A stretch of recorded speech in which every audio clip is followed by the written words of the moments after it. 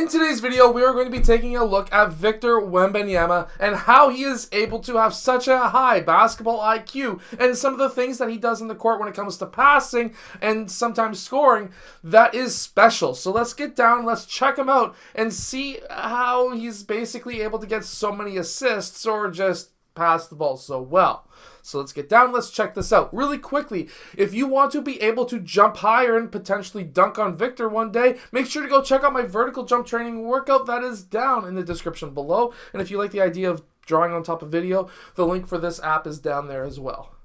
Okay, so what we have here is a quick screen on the left side, and Victor is reading or trying to read his defender here. What we can see is that his man does take is a bit higher over top of the screen. If he was to actually use this screen, his defender would have been easily able to go over top. This screen was set way too low. So Victor attacks that right side and denies the screen. When he denies that screen, he's attacking that rim and he gathers a secondary defender. Nobody wants Victor to score in the paint and nobody wants him to get to the paint. So what does Victor's teammate do? Well, the only way you can potentially have good basketball IQ is if you've got teammates who actually move off ball. So this man, he notices that his defender is now trying to trap or at least stop Victor from driving to the rim. That man is able to cut baseline, which allows Victor to pass him the ball, and that man is then able to finish with a reverse layup. Anytime you get two players on you, there has to be at least one player open if they are moving off ball. Now this next one is just a big man play, but if you are a big man, this can be for those kids who are 6 feet tall in grade 5. It doesn't matter. You're a tall person. You need to be able to get yourself in the key, and you need teammates who will actually pass you the ball. Here, Victor gets that ball passed to him. He doesn't take a dribble. Look at this. He brings the ball maybe a bit too low. This guy could have dug on him, but either way, he goes up for a finger roll, and there's nobody stopping that. Now, this is something that a lot of younger players don't necessarily do very well or very often, but watch what he's able to do here. He gets that rebound. He's looking up court right away.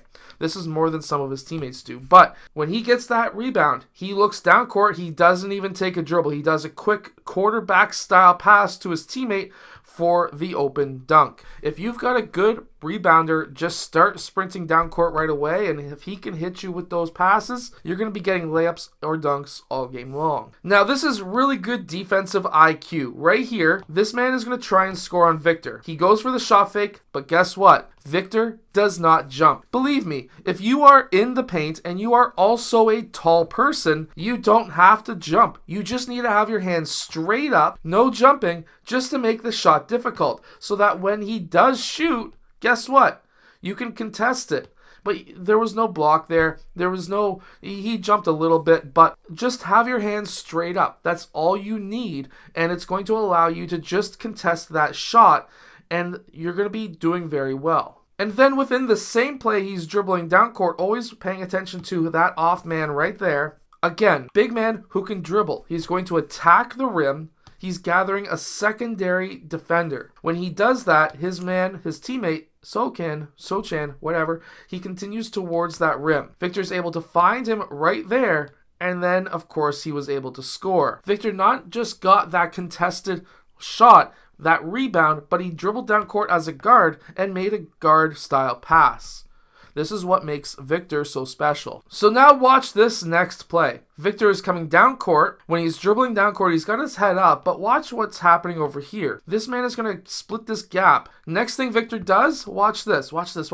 He does a quick bounce pass underneath the arm right beside the foot of this player. That pass got through, and then that teammate was able to score. He was able to read that guy was going to split that gap, and he was able to bounce past that ball in because that path had no other defenders there. So now, in the high post, watch this clip now. So a lot of players are afraid of doing these dump style passes like this. This is actually a very good pass to what we've seen because he's moving this way, which takes his man and that man's momentum this way. He had a wide open path once he gets past that gap. Dump him the ball. He's going to get squeezed, but one dribble get him low and he's able to score. If it wasn't for that dump pass from the high post, that option would have never been there. So make sure to look for those quick dump passes. They're useful. That's actually one of the things that I'm very successful at when I came to being a basketball player. Getting into that high post, getting that ball, watching behind my back who is cutting baseline,